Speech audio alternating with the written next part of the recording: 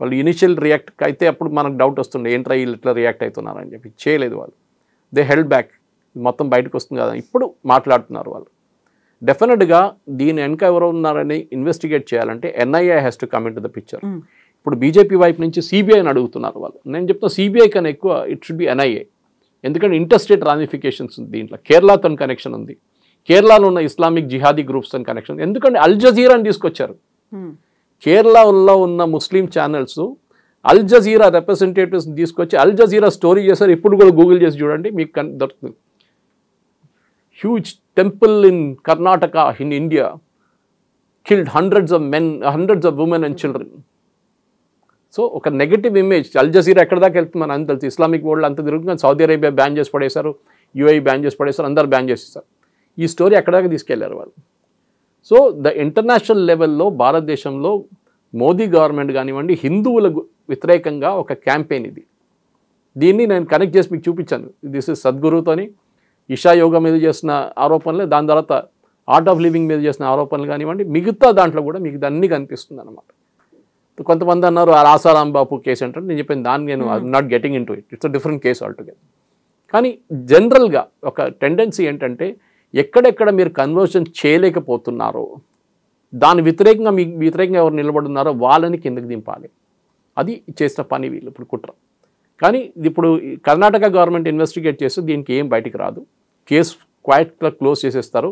ఒక 10 రోజులు ఆయన జైల్లో ఉంచుకుంటారు చిన్నయ్యని. దాని తర్వాత ఆయన కూడా బెయిల్ తీసుకొని ఆయన కూడా గాయపడిపోతాడు. దీనికి ఎన్ఐఏ ఇన్వెస్టిగేషన్ ఉండాలి. దీని వ్యతిరేకంగా ఎవరెవరు పనిచేశారు, డబ్బులు ఎక్కడి నుంచి వచ్చినాయి, ఈ ఆరోగ్య స్వామి అని మనిషి ఎవరు, ఎల్టీటీ కాలనీలు ఎట్లా ఉంటున్నారు, సత్యమంగళం ఫారెస్ట్లు దానితో కనెక్షన్ ఏముంది, ఈ చిన్నయ్య 10 సంవత్సరాలు ఏం చేశాడు, ఎక్కడున్నాడు ఇన్ని రోజులు, ఇదంతా బయటికి రావాల్సింది. సో ఇప్పుడు మీరు చెప్పినట్టుగా అక్కడ రాజకీయాలు అనేవి ఉన్నాయి, కులాలు ఉన్నాయి, కమ్యూనిటీ ఉంది, రాష్ట్రాలు ఉన్నాయి, ఇన్ని రకాల గ్రూపులు ఉన్నాయి అనుకున్నప్పుడు ఒక ప్రెషర్ గ్రూప్ అనేది కూడా చాలా ఎక్కువగా ఉంటుంది కదా. మనం డబ్బు, పలుకుబడి అనుకుంటాము, అధికారము అనుకుంటాము. ఇవన్నీ ఉన్నప్పుడు అంత ఈజీగా వస్తుందంటారా బయటికి?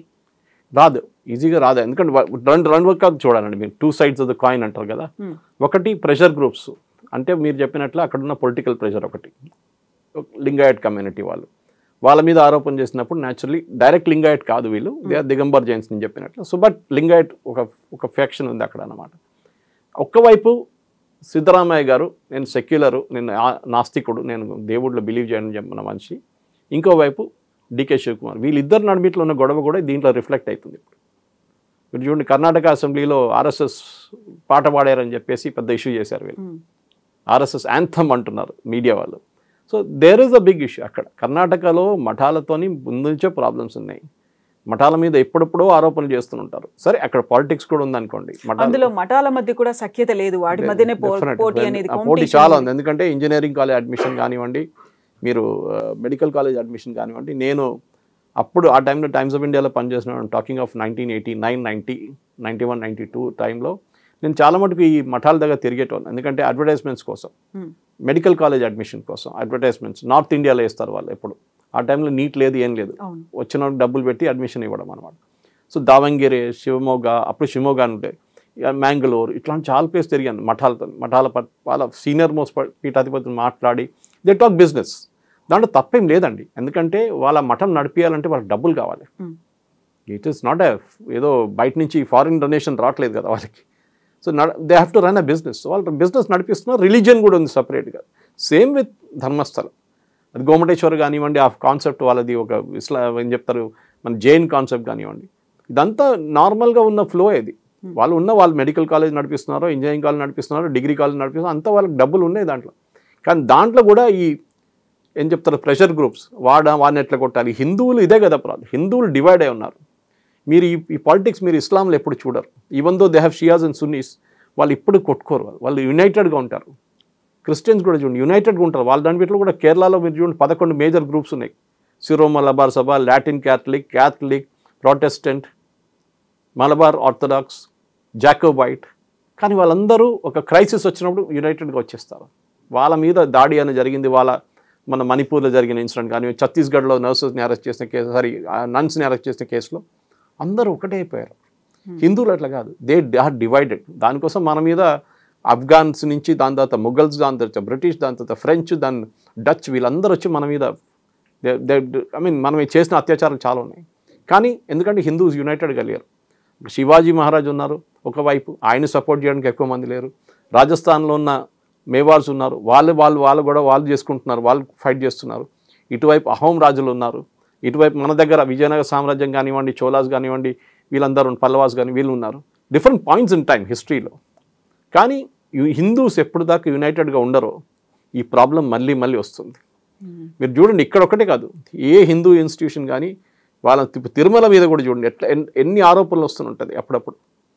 మీరు తిరుమల తీసుకోండి, మీ తిరుమల మీద కూడా ఇట్లా అక్కడ వస్తున్న క్రిస్టియన్ వాళ్ళు పనిచేస్తున్నారు, సరే మళ్ళీ ఇప్పుడు దాకా మీరు ఎందుకు పట్టుకోలేదు వాళ్ళని అడగాల్సింది మనం. అంటే అక్కడ కూడా కుట్ర నడుస్తుంది, ఏదో చేయాలని చెప్పి చేస్తున్నారు. ఇంకా Tirumala is a huge institution. TTD అనగానే వాళ్ళు ఎన్ని కాలేజెస్ నడిపిస్తారో, హాస్పిటల్స్ నడిపిస్తారో, ఒక కంప్లీట్ సిటీ నడిపిస్తారు వాళ్ళు. సో ఇట్లాంటి ఇన్స్టిట్యూషన్స్ని అటాక్ చేయడం అని చాలా వీళ్ళ స్ట్రాటజీ ఒకటి. ఒకసారి మీ దేవుడి మీద ఏంట్రా మీ దేవుడు ఇంత చేయలేడా అని చెప్పినప్పుడు మీ భరోసా కూడా పోతుంది దేవుడి మీద, మీకు నమ్మకం ఉండదు. నా దేవుడు నన్ను కాపాడుకోలేడా అని చెప్పేసి మీరు ఇంకొక రిలీజియన్కి వెళ్ళిపోతారు. This is the problem. Kerala స్టోరీలో ఒక డైలాగ్ ఉంది, మీరు వినుంటారు లాస్ట్లో, కేరళ ఫైల్స్లో దట్ ఎంటైర్ థింగ్. ఆమె ఏం చెప్తారు లాస్ట్, కమ్యూనిస్ట్ వాళ్ళ డాటర్, షీ సేస్ మీరు నన్ను లార్డ్ గణేష గురించి చెప్పలేదు, లార్డ్ గణేషకి తల ఉంది ఎనుగుది, బాడీ ఏమో హ్యూమన్ బీయింగ్ ఉంది అని మా ముస్లిం ఫ్రెండ్స్ అడిగితే నేను జవాబు ఇవ్వలేకపోతున్నా అంటుంది. This is the problem. మన పిల్లల్ని నేర్పియలేదు, మన నెక్స్ట్ జనరేషన్ నేర్పియట్లేదు. అండ్ వాళ్ళు ఇట్లాంటి ఈ యాంటీ కన్వర్జన్ డ్రైవ్స్ మనం పెడితే ఇమ్మీడియట్గా కన్వర్జన్ వాళ్ళు వచ్చి ఎదురు దాడి చేస్తారు. అది జరుగుతుంది. ధర్మస్థల కూడా it's a classic case in point. మనం ఈ కేసు 10 నెలల తర్వాత మర్చిపోతాం, ఎందుకు 6 నెలల తర్వాత మర్చిపోతాం, మళ్ళీ ఇంకొక టార్గెట్ ఉంటుంది, నెక్స్ట్ ఇంకొక మఠం కానీ ఇంకొక ప్లేస్ మీద టార్గెట్ చేస్తారు. ఇది రెగ్యులర్గా నడుస్తున్న పని అండి. మీరు చూడండి, ఎక్కడన్నా మీరు నార్త్ ఇండియాకి వెళ్ళండి, మన ఎక్కడన్నా అక్కడ ఉన్న శివలింగ్ దగ్గర ఉన్న ప్రాబ్లము, అక్కడ ఫైజాబాద్ జరిగింది కానీ, ఇప్పుడు అయోధ్యలో జరిగింది కానివ్వండి, దాని తర్వాత వారణాసిలో చూసాం మనం. అన్ని ప్లేసెస్లో ముస్లిం వాళ్ళు చూస్తే తెలిసిపోతుంది, మథురాలో మీరు నిలబడితే మీకు తెలిసిపోతుంది that there was a temple there అని చాలా క్లియర్గా. ఇది మనం we're not able to get back our history heritage. మనం అపాలజెటిక్ అయిపోయాం, పోనీలండి అయిపోయింది కదా, ఎందుకు మనం లేనిపోయిన గొడవ అని చెప్పేసి.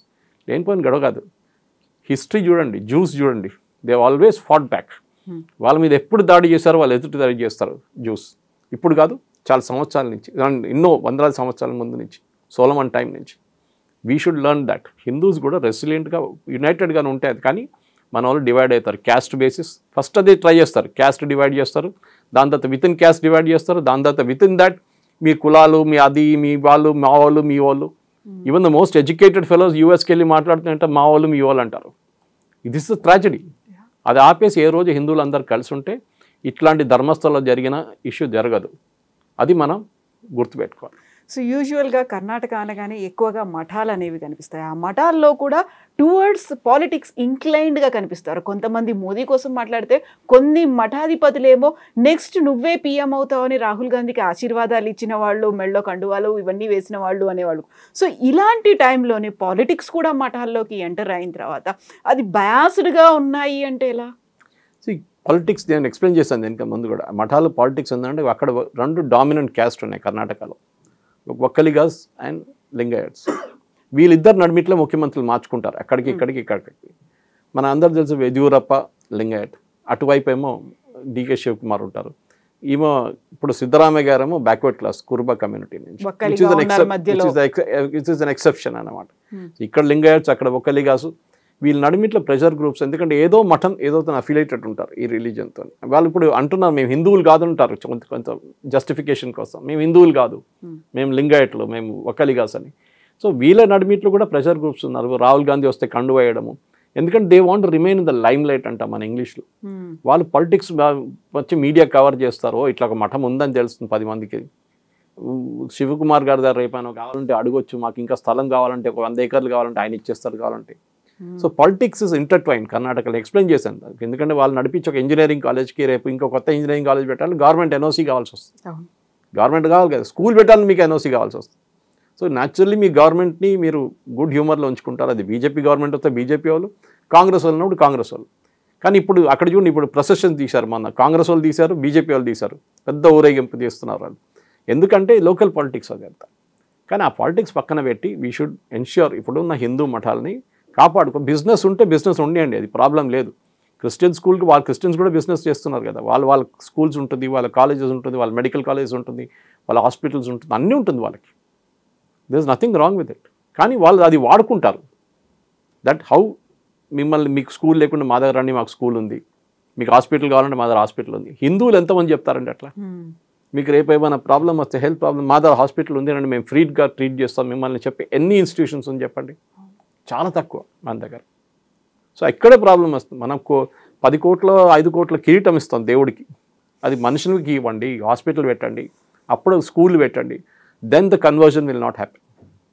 అప్పుడు జరగదు conversions. Yes sir, thank you so much sir. Thank you very much. నిజంగా ప్రస్తుతం ఉన్నటువంటి సమాజం దేనికి ప్రయారిటీ ఇస్తుంది? ఆర్థిక సంబంధాల చుట్టూ మాత్రమే తిరుగుతుంది. మళ్ళీ ఎన్నికలంగానే చాలా విరక్తి కలుగుతాం. మంచి అనిపిస్తుంది కదా, లేడీస్ కూడా ఛాలెంజింగ్ జాబ్స్ చేసినప్పుడు చాలా బాగుంటది. ట్రాఫిక్ అసిస్టెంట్స్ గా నియమించిన ట్రాన్స్జెండర్స్ అందరితో సాల్యూట్ చేయించుకుంటున్నారు. ఫుడ్ డెలివరీ ఇవ్వటానికి వెళ్ళినటువంటి డెలివరీ బాయ్ అనిల్ పై కళ్ళ ముందు